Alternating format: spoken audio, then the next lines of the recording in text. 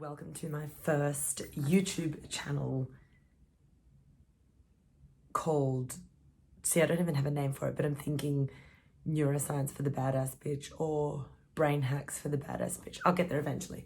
Anyway, welcome. I'm very happy that you're here. I have currently 0 subscribers, so hopefully if you like this video at the end, you can either like or subscribe or comment or anything, whatever. Intro about me. My name's Alexis, obviously, and I'm just basically obsessed with the brain, and I've been looking to do a channel just talking about the brain. So it's pretty much all about obviously the anatomical sides of the brain, but also massively on like emotion, behavior, productivity, memory, all that kind of stuff, and how you can really enhance your life just through use of your own brain and through tools and tips that I feel that I can share. So this channel would be for people who are really interested in the brain and in sort of bettering themselves from a psychological standpoint, but don't want to watch like a 1-hour video or like sit through like an entire degree or a lecture, and kind of I want to be that middle ground, because you can get books like this and I'm sure that no one wants to be reading that kind of shit. So I'll do the reading because I love reading, and then I'll just package it up for you guys and put it into hopefully interesting and more manageable chunks that the everyday person can actually find useful. So the topic that I'm going to talk about today is our incessant need to check. I'm going to use like social media for an example, but this like obsession to check your phones all the time. Is it bad? Is there a happy middle ground? What can we do to kind of like manage our behavior around it, and how can we use it to our benefit and still be super productive? Because I'm going to stand here and say that I personally get really annoyed when you've got people that are quite big on, social media platforms on YouTube telling people not to use social media. I'm like, that's fucking rich, because bitch, how the fuck are people listening to you? You're clearly on one of these platforms yourself. So it's a bit hypocritical. So I'm more along the lines of, when are you using it productively? When are you using it because you're actually enjoying it? And how many times do you notice that you're actually on your phone without even enjoying it, without even it being productive? And it's kind of just been like an autopilot reflex to reach for your phone and start scrolling. So that's what I'm here to talk about. The reason that you check your phone all the time when it's not necessary to check it is because you get a hit of dopamine every time you check your phone. So your brain has a few areas, but this one in particular is one of the major dopamine producing areas called the ventral tegmental area, VTA, and it projects onto a bunch of pathways, one of the main ones being the limbic pathway, which projects to the limbic system, which is a part of the brain that really deals with motivation, emotion, executive function, and reasoning and things like that. Now, this pathway is really involved in rewards processing. So this is really what it comes down to, rewards processing. Everything that we do from a biological standpoint is for a reward, and your brain will reward you for anything that's going to help with your personal survival as a human or survival of the species, so procreation. So you've got sleep, sex, eating, drinking, all that kind of stuff, any pro-social behavior. Your brain is going to give you a hit of dopamine, so you think, God, that felt really good, I'm going to do that again. One of the main things that your brain really rewards you for is pro-social behavior, because you need to have a network of people and you need to procreate. So you need to be able to talk to people and have good interactions with people. So every time you do that and it's positive, your brain sends off a hit of dopamine. Social media is interpreted by your brain as a pro-social behavior. So you can stand there and say, it's not a real connection, it's not this, it's not that. I don't care. At the end of the day, you are making some sort of a connection to people. So your brain is going to say, this is a pro-social behavior, do it again because it will help me survive. Okay, so there's 2 things going on. You've got your dopamine firing because your brain's saying, this is a pro-social behavior, I need to survive, so I'm going to do it again. And then there's another thing going on, which is called intermittent reinforcement. So if you perform a behavior and you get a good outcome, you're obviously going to perform that behavior again. If you get a good outcome every single time, you're going to perform that behavior really often.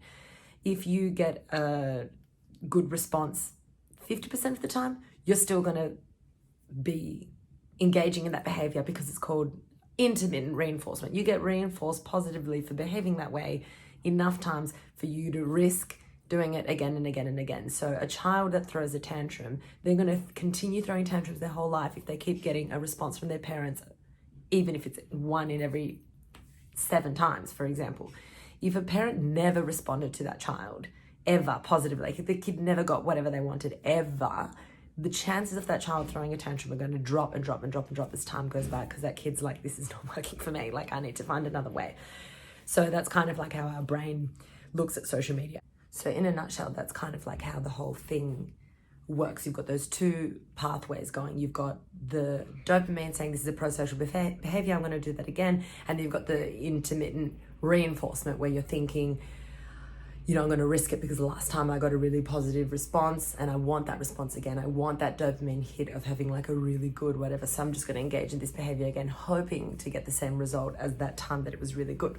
Now, this is what it comes down to. I personally think that checking social media is fine, but I think it becomes a problem when, for example, I'll use a personal example. When I'm trying to write an essay at the start of the year before I started implementing some of these things, when I would try and write an essay, I'd sit down and I'd block like a 6-hour day and I'd be sitting there writing, and there would be times where I would notice my arm go and grab my phone, and then before I know it, I'm on my phone. I didn't even, supposedly paying attention to what I'm writing or reading, yet here I am reaching for a phone. So I'm just thinking, this is ridiculous. Like, what am I doing? So I implemented this new way of studying where I would grab my phone, set a 20-minute timer, take it to the back of the room, and then work just for 20 minutes. Once that timer went off, I would take all my social media, I would raid the fridge, I would do whatever I wanted. And it turned out that I was, for 10 minutes, so I would do 10 minutes of what I wanted to do, 20 minutes of study.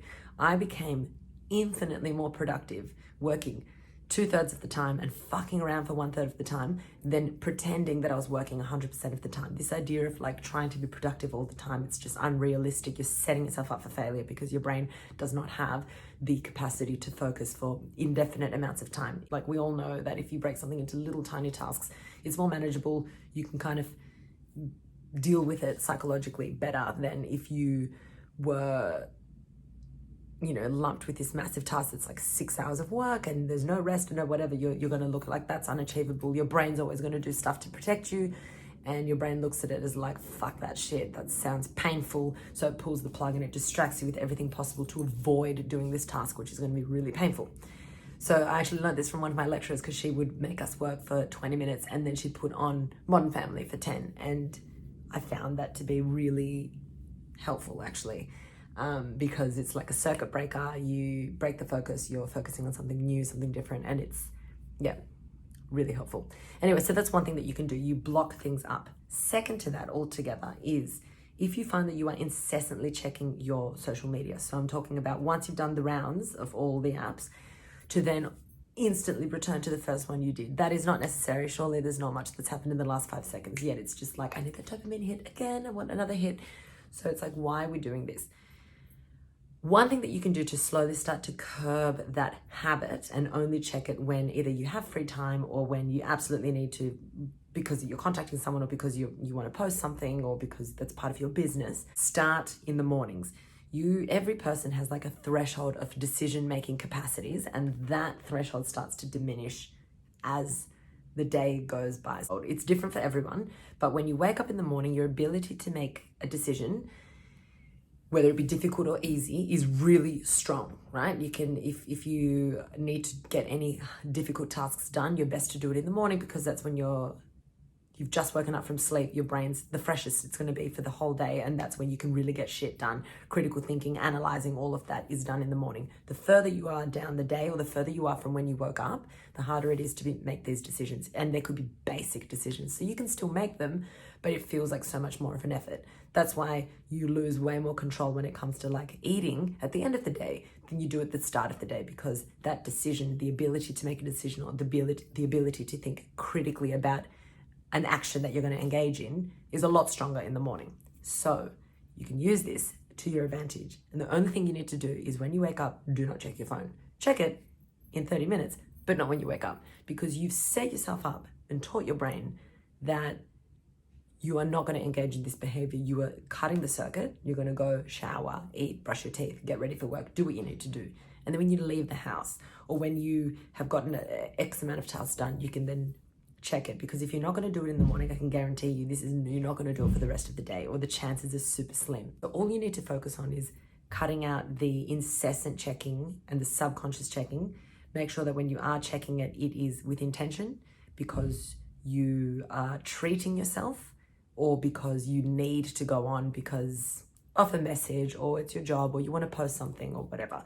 So you break it down into those two things. I think the rewards one is really good, and they use that one a lot in cognitive behavior therapy when it comes to, it could be anything. Like, it doesn't have to be people that aren't motivated, whether you're dealing with anxiety, depression, or whatever. The idea of blocking things into times and then treating yourself. So whether that be watching your favorite TV show that you would like to binge on, all these things that you do that you enjoy, use them as kind of bribing tools for your brain. So instead of like having a day and collapsing and watching whatever, you can think, I can actually watch this show throughout the day, but block it, and you'll actually be a lot more productive. And be strict with your mornings, because that's when you're going to have the most decision-making capacity in the morning, for sure. Is you have a threshold, and once you run out of those decisions, then you get cloudy, and you either need to just not have these hard decisions, or sleep it off and then refresh the brain. Anyway, that is my first episode in a nutshell. So I really hope you liked it. And if there's anything that you want to ask me, please do. If you enjoyed it, please subscribe and just support me so I can have 1 or more subscribers. And thank you. Let me know what you thought. Mercy. Bye.